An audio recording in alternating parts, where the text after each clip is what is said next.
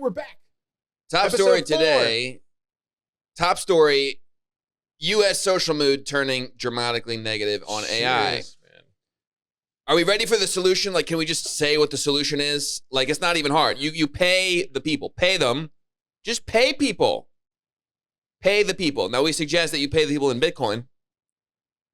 Car, what do you see over here? What's this? Oh, wow. Hang on. What's that? That's selling compute for Bitcoin. Look at this. $5.99. So that is ridiculous. This is either tripled or quadrupled since our last episode. Nah, this is like quadrupled. Yeah, it was what, 80? Yeah, it's almost quadrupled. Okay. That's crazy. So we had some problems yesterday because we had so many payments queued to go out that it like lagged our infrastructure and we're like trying to catch up on all the other payments. Anyways, so the purpose of all this payout was to like line up some supply to begin our decentralized training run, which is about to be the largest in the world as of like 48 hours from now. We'll come back to this in a second. Car, what do you see here? What does this look like? That looks like Sam Altman talking about revenue sharing. About what's that quote? What's that Google caption at the bottom there? Google capture at the bottom. What is that? Revenue sharing is important to us. Revenue sharing is important to us. Yeah. That was like a year ago, right? This was November 6th, 2023. How much Bitcoin did you distribute? Hey, ChatGPT. This is from OpenAI's Dev Day presentation in November of 2023. It is now April of 2026. How much revenue has OpenAI shared with users? Give me a clear dollar amount and explanation. I'll even let you go into deep research mode, okay? Deep research. Give me an answer to this question. Well, OpenAI does not publish a consolidated audited figure for blah, blah, blah, blah, blah. I expected that. Single clear amount, $1.3 billion. Wait a second. OpenAI. Who was that to? Oh, to Microsoft. I mean, it's good for Satya. No. I'm not asking you how much you've paid Microsoft. Oh, you shared with one of the largest companies in the world. No. I didn't ask about Microsoft. I meant to end users like developers, which is what they were talking about, doing rev share for their GPT store. Give me the dollar amount now. Short answer, $0. Wow. You really care about revenue sharing to Microsoft? You must not have been talking about Microsoft. It seemed like you were talking about sharing revenue with the developers of GPTs, which prompted us the very next day to create, on November 7th, 2023, episode 1 of this very series, because I knew they would half-ass this. Now, I didn't think that they would no-ass this. I didn't think they'd pay $0. But I said, hey, November 7th, 2023, let's do that, except let's do what we know they're not going to do, which is let's pay contributors to agents, to anything relevant to AI, and pay the people a share of revenue.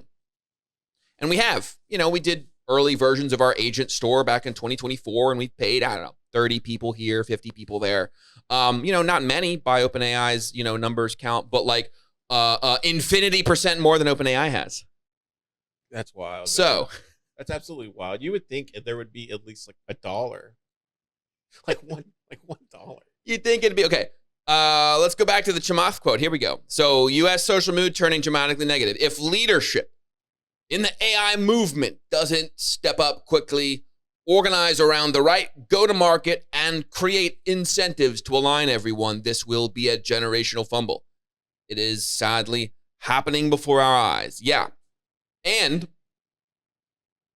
the San Francisco regulatory capturers think having a public policy team begging DC politicians for UBI and wealth funds and other government gibs is enough or even really helps. No, that's wrong. All of that is focused on federal policy, which means it's years away from maybe happening, larded up with lobbyist pork. Too late. Anyway, every lab has the ability to pay people directly through dividends, which can be done right now, and which we suggest should be in Bitcoin. And that's what we're doing. So either use our code or help us build our distribution faster. Sam Altman, just write me a check for $10 million, okay? We'll help you out. Write me a check for $100 million. We'll get it going. We've got the mechanism. It's working. All right. Let me ask you a question, because that's a considerable amount of people that have jumped on there, and I've even seen the Discord. They're like contributing to it now. Um, what do you think the signal is? I know it's obvious, right? They want Bitcoin, they want to get paid for some of this, but like outside of that, do you think there's anything else that maybe you're doing differently that maybe they're not seeing entirely? We're building on a theme that people are increasingly recognizing is super important, which is you can't trust the big labs to let you keep access to their models like Claude. Oh, you've got this amazing thing called personal agent OpenClaw. You're all excited. Oops, you can't use Opus for it in the way that you were using. Like rugs are being pulled.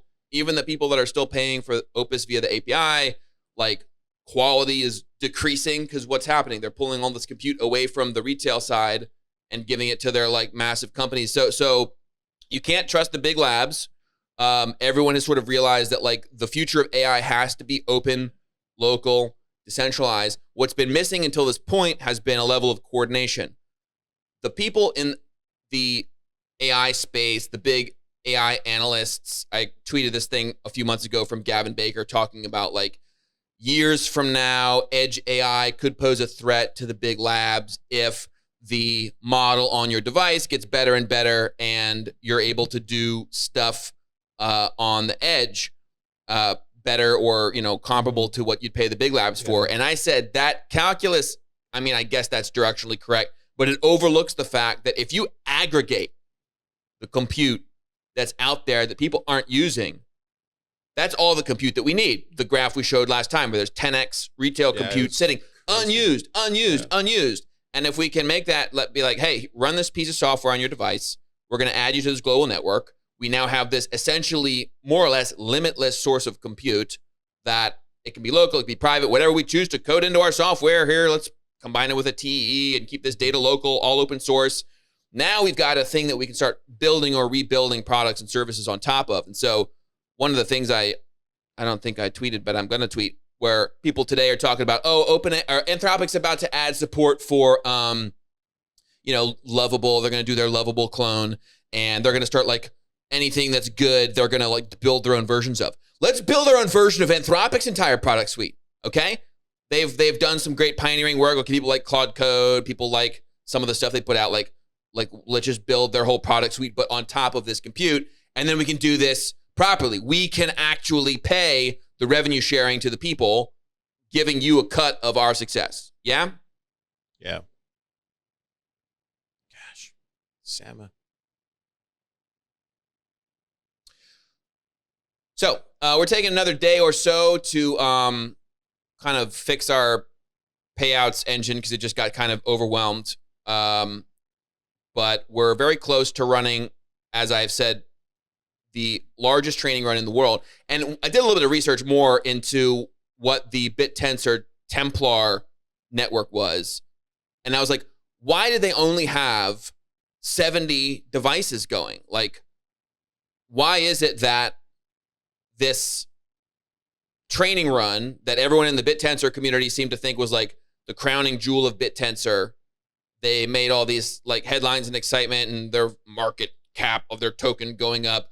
And Jensen Huang, CEO of NVIDIA, shouts them out at NVIDIA GTC as an example of we're starting to see decentralized training. Talking about Templar. Why only 70 devices? Oh, because the requirement of the Templar network was that you have to run like 8 B200s. You have to run like NVIDIA's hardcore data center class GPUs plugged into this network. Well, that's a huge missed opportunity. Why limit yourself to that? So the big news from the last day on our side, development-wise, is finalizing our training setup, testing it locally. Okay, so here's the setup that I have that I test on. I've got my main computer, which is an M5 Max, brand new. I've got my old 3-year-old MacBook Pro M2, and then I've got an NVIDIA 4080 at home, and I connect them all via Tailscale.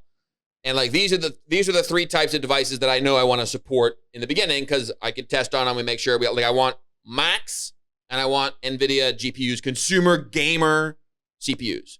Can we do training runs with that compute, not require H200s? Right. It'd be nice if we could, obviously we're going to support H100s. Right. We want people to be able to plug in all of the powerful GPUs into one network, but that stranded compute that's sitting out there, like that's not 20 gigawatts worth of like NVIDIA's super top of the line chips. It's consumer compute.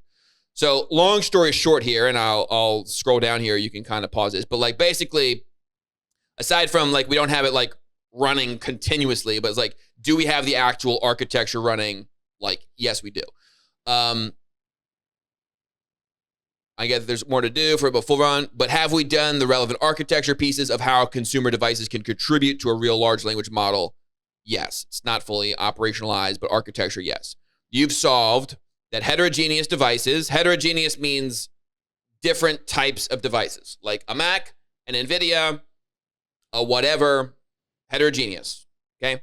We've proven that consumer Apple machines can contribute through Metal. So Metal is the like GPU equivalent powerful thing of Apple silicon chips. There's also a CPU fallback. If you've got like a super old Mac, it can use CPU. That might not be worth much at all, or it might be worth one sat every hour, but like crappy machines can contribute. A stronger node like the 4080 can carry more of the workload. So our system already can identify what are strong nodes versus weak nodes and give more work to the stronger node. Obviously, the more work that your computer does, the more you're going to get paid. Contributions can be merged into a shared optimizer path across machines. The system can checkpoint, resume, and preserve lineage, the kinds of things that like distributed training runs need, and proving that the whole thing can run through the same operator path instead of a fake side demo path. So here's where we're at. We've proven that we have like the basics of the system is ready to flip on for decentralized training. We've got 239 connected devices. Pretty good. Now, maybe some people are running a couple different instances of Pylon on their computer. So like that's one thing that we'll have to filter out. But like, let's just call it, we've got the ability to very rapidly connect hundreds of consumer devices. We're going to be pushing live Pylon version 0.1 in about 24 hours. Nice. You'll all upgrade. We'll be coordinating this in our Discord. We're going to begin a distributed training run. It'll be like, we'll train like first a very basic language model. We'll do it. We'll learn from it. We'll throw it out. We'll start over. We'll kind of do it live in that way. Just went online. One more just went online. The payouts is not ticking up because I've got to fix that. It will be pushed live, and by the time you watch this, probably. Okay, so we're going to pay you Bitcoin. We're starting with compute. But then imagine that more just went on. Imagine that all of the different kinds of services where OpenAI and Anthropic have ChatGPT, they have agents, they have business revenue, everything. Imagine us rebuilding those entire product suites on top of this compute. So if you're a compute provider, you get paid Bitcoin. If you are helping provide compute or your software is helping provide anything else relevant, whether that's fine-tuning, this is going to be a whole fine-tuning API built into this, a whole continual learning as a service API built into this. We're going to do image generation with the top open models. We're going to do embeddings. All of that's going to be in here, and all of our products and services are going to be built on top of that, including eventually we're going to make a push into the enterprise. And can you imagine us getting multi-million-dollar contracts, the kinds of things that Anthropic and all them are doing billions of dollars in revenue for? And that revenue flows out to you, okay? So this is our solution. We're going to pay you Bitcoin, and this is probably going to, if this keeps growing exponentially as it has been, then, well, you'll see us soon. And I think also, too, just to mention, like, usually when a project like that's GitHub and that's open source, I mean, I've been seeing a lot of it in the Discord where people are actually thanking everybody that's working hard on open agents right now and Pylon. And I think the really cool thing is, like, if you get in early on this, like, you're really a part of this kind of grassroots movement, and you could say you were there on day one building the future. It's really cool, man. It's really cool. Pay the people. See you soon.